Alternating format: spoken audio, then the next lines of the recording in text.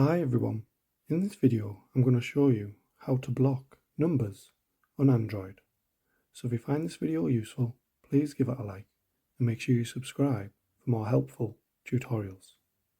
So what you'll need to do is open up the Call app, then click on the three dots on the top right hand side, then select Settings. Once you're on here, near the top you should see Block Numbers, so you want to click on that. It'll give you a few options on here, so you can block calls from unknown numbers.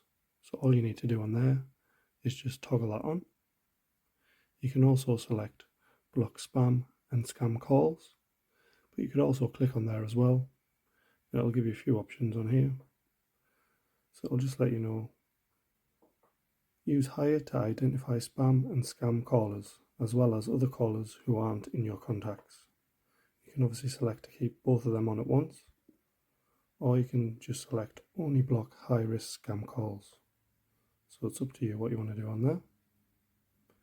You can also come out of here and you can add different phone numbers that you may have, or block people that are in your contacts as well. So that's how you can block numbers on Android. Thanks for watching.